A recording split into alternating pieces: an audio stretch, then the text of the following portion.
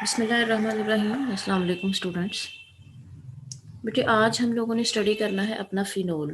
Alcohol और phenol दो topics हम लोगों ने पढ़ने हैं इस चैप्टर में। अल्कोहल की हम लोग पढ़ चुके हैं, प्रेपरेशन पढ़ चुके हैं, उसकी प्रॉपर्टीज़ पढ़ चुके हैं। ठीक है, आज हम लोगों ने स्टडी करना है फिनोल। ठीक है, फिनोल जो है वो हम लोग किसको बोलते हैं कि बेंजीन रिंग के साथ अगर OH ग्रुप अटैच हो तो उसको हम लोग कहते हैं कि ये क्या है, फिनोल। ठीक है, सबसे एक OH ग्रुप हो सकता है या एक से ज़्यादा OH ग्रुप हो सकते हैं। ठीक है, सबसे सिंपलेस्ट जो फिनोल है वो यही है कि एक OH ग्रुप बेंजीन रिंग के साथ अटैच हो तो उसको हम लोग क्या बोलते हैं, फिनोल। ठीक है, कार्बोलिक एसिड भी बोल सकते हैं। ये मैंने कुछ एग्जांपल आप लोगों के सामने रखी है कि जब बेंजीन रिंग के साथ एक से ज़्यादा OH ग्रुप अटैच होता है तो उनके नाम क्या हैं। बेंजीन रिंग के साथ दो OH ग्रुप अटैच हों और दोनों OH ग्रुप आपस में यानी कि एक OH ग्रुप आर्थो पोजीशन के हो, आर्थो पोजीशन के ऊपर मौजूद हो दूसरे के हिसाब से, तो उसको हम लोग बोलते हैं कैटिकोल। ठीक है, उसको हम लोग क्या बोलते हैं, कैटिकोल। अब दूसरा है कि अगर एक OH ग्रुप अटैच हो, एक OH ग्रुप अटैच हो मेटा पोजीशन के ऊपर,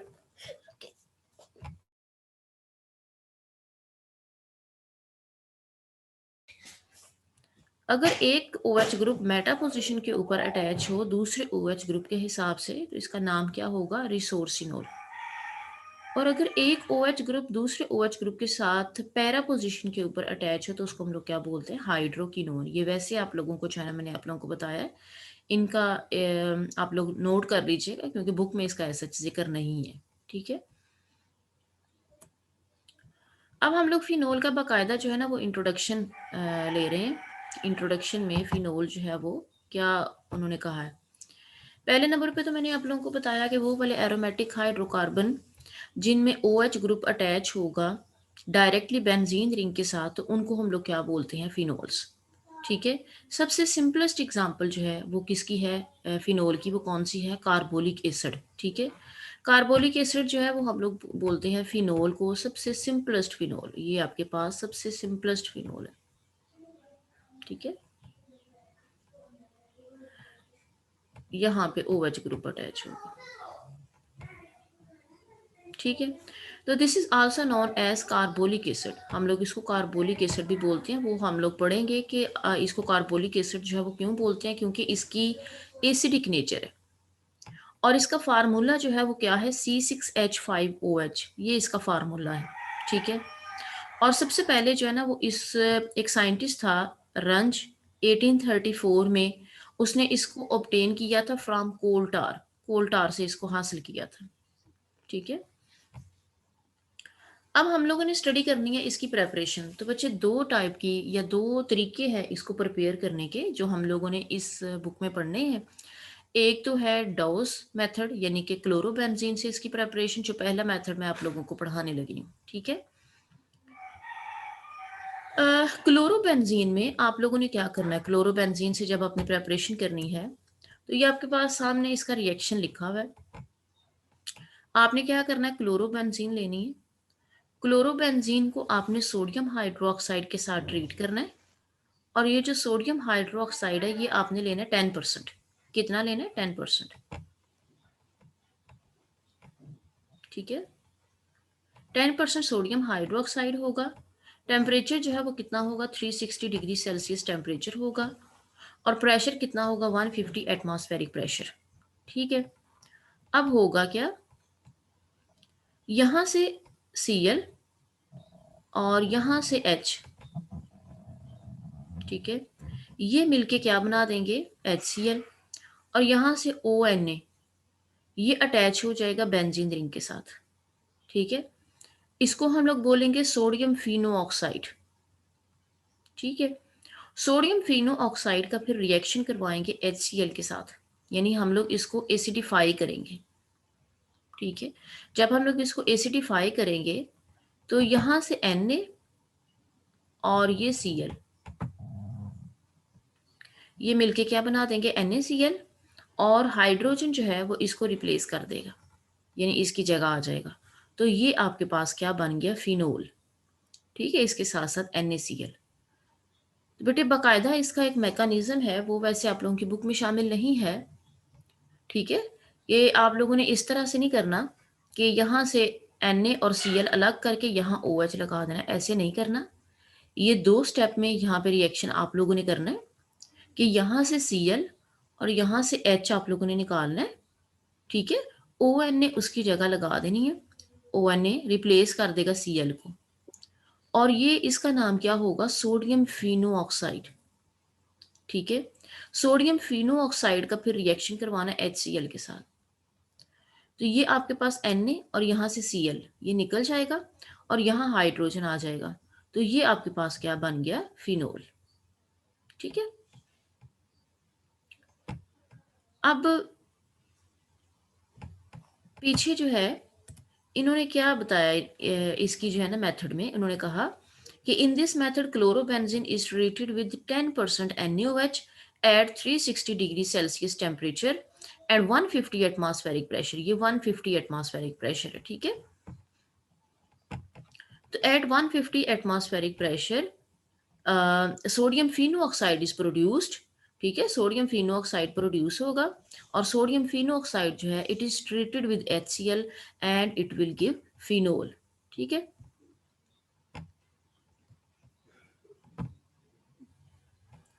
नेक्स्ट जो हमारा मेथड ऑफ प्रेपरेशन है वो है from sodium salt of benzene. ठीक है, यहाँ पे मैं एक और चीज़ आप लोगों को बताती चलूँ कि सपोज यहाँ पे अगर ये आ जाता है रिएक्शन पेपर में इस तरह से आ जाता है कि how we can prepare phenol from benzene. तो बेटे सबसे पहले आपने क्या करना है, इस केस में पहले आप बेंजीन से क्लोरोबेंजीन प्रिपेयर करोगे। ठीक है, यहाँ पे बेंजीन और बेंजीन से आप क्या करोगे, क्लोरोबेंजीन प्रिपेयर करोगे। ठीक है, तो वो आपने किस तरह से करना है कि बेंजीन की क्लोरीनेशन करनी है। ठीक है, ये हमने पहले पढ़ा हुआ है, ये रिएक्शन बेंजीन में भी पढ़ा हुआ है। ठीक है, और ये आपके पास क्लोरीनेशन की in the presence of FeCl3। ठीक है, तो ये रिएक्शन आ जाएगा क्लोरोबेंजीन की प्रेपरेशन, और फिर क्लोरोबेंजीन की प्रेपरेशन से ऑनवर्ड आप लोगों ने क्या करना है, फिनोल प्रिपेयर करना है। ठीक है, ये आपके पास है रिएक्शन। अगर इस तरह से आ जाता पेपर में कि बेंजीन से आप किस तरह से फिनोल प्रिपेयर करोगे। ठीक है, नेक्स्ट है from sodium salt of benzene sulphonic acid. तो बच्चे ये आपके पास है sodium salt of benzene sulphonic acid. ठीक है, बेंजीन सल्फोनिक एसिड का फार्मूला क्या होता है, बेंजीन सल्फोनिक एसिड का फार्मूला है कि बेंजीन और बेंजीन के साथ SO3H ग्रुप अटैच हो तो उसको हम लोग कहते हैं बेंजीन सल्फोनिक एसिड। यहाँ पे आपके पास है SO3H ग्रुप अटैच। ठीक है, ये SO3H है और SO3H जो है उससे फिर हम लोगों ने sodium salt of benzene sulphonic acid prepare करना है। और वो किस तरह से आप लोगों ने क्या करना है, ये आपके पास sodium salt of benzene sulphonic acid है, आपने इसको सोडियम हाइड्रोक्साइड के साथ ट्रीट किया। ठीक है, अब बच्चे इधर देखें, ये आपके पास है Na2 और SO3, ये अलग हो जाएगा। ठीक है, Na2SO3 अलग हो गया, दो OH बचे जिनमें से एक हाइड्रोजन और एक OH, ये मिलके क्या बना देंगे, वाटर, और एक ऑक्सीजन और एक सोडियम, ये आपके पास आ गया सोडियम फिनो ऑक्साइड। और ये टेम्परेचर कितना रखा हुआ है इन्होंने, 320 डिग्री सेल्सियस टेम्परेचर पे ये रिएक्शन होता है, साथ सोडियम सल्फाइड प्लस वाटर। अब ये जो सोडियम फिनो ऑक्साइड है, जैसे हम लोगों ने डाउस प्रोसेस में पढ़ा कि सोडियम फिनो ऑक्साइड जो है इसकी एसिडिफिकेशन करते हैं। तो एसिडिफिकेशन में हम क्या करते हैं कि Na और ये Cl ये अलग कर देते हैं, NaCl। ठीक है, और यहाँ पे हाइड्रोजन आ जाएगा, तो ये आपके पास क्या बन जाएगा, फिनोल। ठीक है, मैं इसको रिपीट कर रही हूँ। मैंने बोला कि आपने क्या करना है, sodium salt of benzene sulphonic acid लेना है। तो बेटे ये आपके पास है benzene sulphonic acid. Benzene sulphonic acid का आपने क्या किया, सोडियम साल्ट लिया। तो सोडियम साल्ट आपने किस तरह प्रिपेयर करना, इसको सोडियम हाइड्रोक्साइड के साथ ट्रीट कर सकते हो। ठीक है, तो ये आपके पास sodium salt of benzene sulphonic acid बन गया। और आपने क्या करना है, इसको सोडियम हाइड्रोक्साइड के साथ ट्रीट करना है। ये सोडियम और ये SO3 ये मिलके क्या बना देगा, Na2SO3। ठीक है, यहाँ पे दो OH बचे, इनमें से एक OH और एक हाइड्रोजन, ये मिलके क्या बना देगा, वाटर। और ये ऑक्सीजन और ये सोडियम, यहाँ पे क्या आ जाएगा, सोडियम फिनोऑक्साइड। सोडियम फिनोऑक्साइड की एसिडिफिकेशन की, एसिडिफिकेशन के नतीजे में ये NaCl जो है वो अलग हो गया, और यहाँ पे आपके पास फिनोल की प्रेपरेशन आ गई। And the phenol is recovered bye steam distillation. आप इसको स्टीम डिस्टिलेशन से जो है ना वो रिकवर कर सकते हो। स्टीम डिस्टिलेशन क्या होती है कि आप दोनों को बॉयल करो, ठीक है, एक कंपाउंड जो है वो स्टीम में कन्वर्ट हो जाएगा, ठीक है, तो वो आप उसको कलेक्ट कर सकते हो ऊपर से, ठीक है। अब एक और चीज़ यहाँ पे मैं बताती चलूँ कि सपोज रिएक्शन इस तरह से आता है कि आपने बेंजीन से जो है ना इसको ऑनवर्ड प्रोसीड करना है, ठीक है। तो बेंजीन से आप क्या करोगे, बेंजीन की सल्फोनेशन करोगे, यानी यहाँ पे अगर आपके पास बेंजीन है तो बेंजीन की आप क्या करोगे, सल्फोनेशन। और सल्फोनेशन आप किसकी मदद से करोगे, सल्फ्यूरिक एसिड की मदद से, ठीक है। तो सल्फोनेशन करोगे तो आपके पास बेंजीन सल्फोनिक एसिड बन जाएगा, यानी H2SO4 के साथ इसका रिएक्शन करवाओगे तो ये आ जाएगा बेंजीन सल्फोनिक एसिड, ठीक है। तो बेंजीन सल्फोनिक एसिड का फिर आगे सोडियम साल्ट बनाओगे, ठीक है। और सोडियम साल्ट बना के तो फिर उसके बाद जो है ना वो सोडियम फिनोऑक्साइड बनाओगे। सोडियम फिनोऑक्साइड के बाद आप इसका फिनोल बनाओगे और NaCl। और इस रिएक्शन को आप लोगों ने फिनोल, इस रिएक्शन में से फिनोल आपने किस तरह से रिकवर करनी है, स्टीम डिस्टिलेशन से, ठीक है। अब नेक्स्ट बेटे इसकी हम लोगों ने करनी है फिजिकल प्रॉपर्टीज। पहला है जी phenol, it is colourless, crystalline solid, ठीक है। डेलिक्वेसेंट सॉलिड, डेलिक्वेसेंट सॉलिड होते हैं जिनमें नमी अब्जॉर्ब करने की सलाहियत होती है, यानी कि जो हवा में से नमी को जज़ब कर लेते हैं, ठीक है। विद करेक्टरिस्टिक फिनोलिक आर्डर, इसकी एक मखसूस स्मेल होती है, ठीक है। Having melting point 41 degree Celsius, boiling point 182 degree Celsius. It is sparingly soluble in water, पानी में स्पेरिंगली सॉल्युबल होता है। Forming pink solution at room temperature, आप इसको जब पानी में हल करते हो तो रूम टेम्परेचर के ऊपर ये पिंक सोल्यूशन बनाता है। But completely soluble above 68.5 degree Celsius. बच्चे जब आप दो आपके पास पार्शली मिसिबल लिक्विड्स हों, आप पार्शली मिसिबल लिक्विड के एक हद तक वो एक दूसरे में सॉल्युबल हों लेकिन कंप्लीटली सॉल्युबल ना हो, ठीक है। इस केस में आपने क्या करना है कि इसका टेम्परेचर बढ़ाना शुरू कर देना है। जब आप इसका टेम्परेचर बढ़ाना शुरू कर दोगे तो दोनों जो लिक्विड्स हैं, यानी एक लिक्विड आपके पास फिनोल है और दूसरा आपके पास है वाटर। फिनोल जो है वो वाटर में जाना शुरू कर देगा और वाटर जो है वो फिनोल में जाना शुरू कर देगा, ठीक है। और टेम्परेचर जो है, एक टेम्परेचर ऐसा आएगा, ठीक है, जब ये दोनों एक दूसरे में कंप्लीटली सॉल्युबल हो जाएंगे। और वो टेम्परेचर क्या है, 68.5 डिग्री सेल्सियस टेम्परेचर, ठीक है। 68.5 डिग्री सेल्सियस टेम्परेचर पे दोनों जो लिक्विड्स हैं वो एक दूसरे में कंप्लीटली सॉल्युबल हो जाएंगे।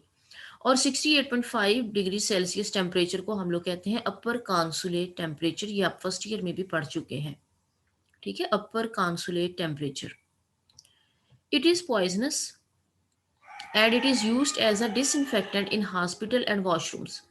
वॉशरूम में और हॉस्पिटल में जरासीम कश के तौर पे हम लोग इसको इस्तेमाल कर सकते हैं, फिनोल को। ये इसकी थी फिजिकल प्रॉपर्टीज, ठीक है। ये बेटे डॉस प्रोसेस का मैकेनिज्म है, ठीक है, जो मैंने वैसे ही शामिल कर दिया। ये आपके सिलेबस में शामिल नहीं है, अगर आप देखना चाहते हो तो आप देख सकते हो, ठीक है। ये है जी सबसे पहले क्लोरोबेंजीन। और क्लोरोबेंजीन जो है ये हर कार्बन के ऊपर एक एक हाइड्रोजन मौजूद है। मैंने इस कार्बन की हाइड्रोजन यहाँ पे शो की है। सोडियम हाइड्रोक्साइड की मौजूदगी में सोडियम हाइड्रोक्साइड जो है ये हाइड्रोक्सिल ग्रुप देता है, ठीक है। ये वाली जो हाइड्रोजन है ये एसिडिक होती है, ठीक है, क्योंकि ये क्लोरीन जो है ये क्या है, इलेक्ट्रोनेगेटिव। तो ये जो है ना ये एसिडिक है। ये अपने इलेक्ट्रॉन्स यहाँ पे देती है और हाइड्रोजन मिलती है OH नेगेटिव के साथ। और इस तरह से वाटर जो है वो रिलीज़ हो जाता है और इस कार्बन के ऊपर चार्ज कौन-सा आ जाता है? नेगेटिव। अब जो क्लोरीन है, it is a good leaving group. Chlorine यहाँ से इलेक्ट्रॉन लेती है और बाहर निकल जाती है, ठीक है? और ये वाला जो नेगेटिव चार्ज है, ये आगे शिफ्ट हो जाता है, ठीक है?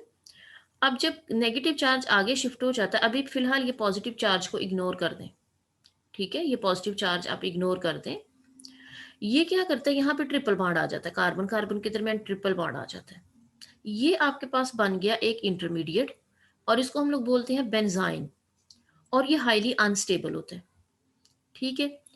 अब क्या होगा, एक मॉलिक्यूल सोडियम हाइड्रोक्साइड का आपको यहाँ पे नज़र आ रहा है। सोडियम हाइड्रोक्साइड हम लोगों ने ज़्यादा ली हुई है। ये दूसरा मॉलिक्यूल है सोडियम हाइड्रोक्साइड का। सोडियम हाइड्रोक्साइड क्या करेगा, OH नेगेटिव जो है ना वो रिलीज़ करता है, ठीक? अब मैंने बोला ये जो है ना ये अनस्टेबल है।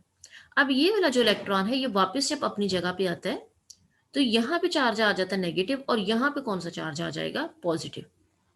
जब यहाँ पे पॉज़िटिव चार्ज आएगा, तो ये जो OH नेगेटिव है ये यहाँ पे अटैच हो जाएगा। ठीक है? और यहाँ पे कौन-सा चार्ज है, नेगेटिव।